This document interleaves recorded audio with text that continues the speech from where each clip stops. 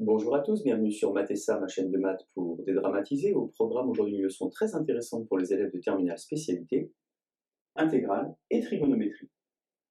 Nous sommes bien évidemment dans le chapitre de terminale spécialité qui traite du calcul intégral. Je vous insère comme d'habitude le lien vers la playlist du chapitre afin que vous puissiez vérifier vos acquis et vos connaissances. Savez-vous par exemple calculer une intégrale à l'aide de fonctions composées ou encore en effectuant une IPP, une intégration par partie? On a donc aujourd'hui deux intégrales qui nous sont proposées. Ça fait pas rêver. I égale intégrale sur 0 pi sur 6 de sinus x sur cos x moins sin x dx. Et j égale intégrale de 0 à pi sur 6 de cos x sur cos x moins sinus x.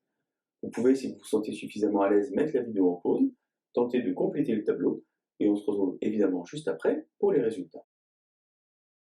Alors pour commencer, je vous propose naturellement une analyse de la situation. La première remarque à faire, c'est que les deux intégrales qui sont ici sont toutes les deux des intégrales qui sont définies.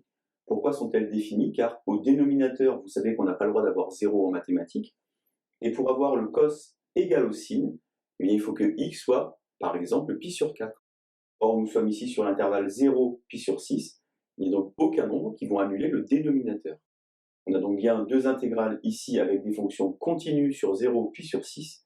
Et si une fonction est continue sur un intervalle, eh bien elle y admet des primitives. Alors est-ce qu'on peut envisager un calcul direct de ces deux intégrales? Eh bien lorsqu'on observe ici par exemple, on a une fonction un petit peu compliquée. Au numérateur, on n'aura pas la dérivée du dénominateur par exemple. On est un petit peu embêté. On remarque cependant que les deux bornes ici, pour chacune des deux intégrales, sont identiques, ce qui peut nous laisser penser qu'on peut utiliser la linéarité de l'intégrale. L'intégrale d'une fonction f plus l'intégrale d'une fonction g, c'est l'intégrale de la fonction f plus g sur un même intervalle. Alors la première recherche, évidemment, consiste à calculer i plus j, c'est quelque chose qui est assez naturel. J'ai donc ici écrit i et ici j, je vais donc faire i plus j et regarder ce que ça donne. Puisque j'ai les deux mêmes bornes, comme je le disais tout à l'heure, eh bien je vais pouvoir regrouper sous le même signe intégral. J'ai donc l'intégrale de 0 à pi sur 6 de sinus x plus cosinus x sur le numérateur, et pour le dénominateur, cosinus x moins sinus x, le tout naturellement dx. Donc là, je vais tenter une fonction composée. Je vais donc dire que u, c'est le dénominateur, cosinus x moins sinus x.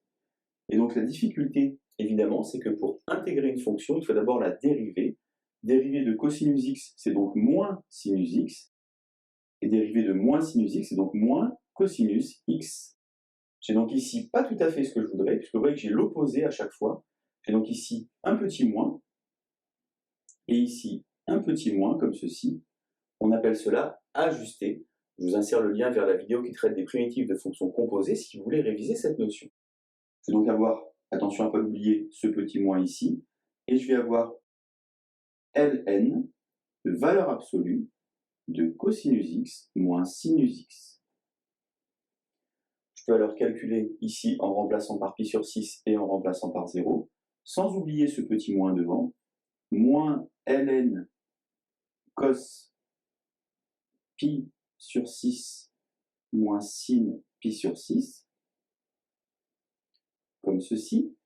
Lorsque je vais remplacer par 0, cos de 0, ça fait 1, sinus de 0, ça fait 0. J'ai donc finalement ici moins ln de 1. Pourquoi moins? Car c'est celui du haut moins celui du bas, et le petit moins qui était ici devant. Vous savez tous que ln de 1, ça fait 0. Donc avoir ici moins ln cos pi sur 6 racine de 3 sur 2, moins sin pi sur 6, 1 demi. Alors je peux travailler un petit peu sur mes connaissances avec le logarithme népérien. Par exemple, je peux écrire ici moins ln de racine de 3 moins 1 sur 2. Je sais que lorsque j'ai un moins devant ln, eh bien, je vais avoir ici une fraction. Je vais donc pouvoir ici inverser la fraction et écrire ln de 2 sur racine de 3 moins 1. Et j'ai appris dans les classes précédentes à rendre rationnel. J'ai donc multiplié en haut et en bas par racine de 3 plus 1, finalement le conjugué, pour pouvoir faire disparaître ici la racine carrée au dénominateur. Racine de 3 moins 1 fois racine de 3 plus 1, ça fait finalement 3 moins 1, c'est-à-dire 2, qui va se simplifier avec le 2 qui est ici.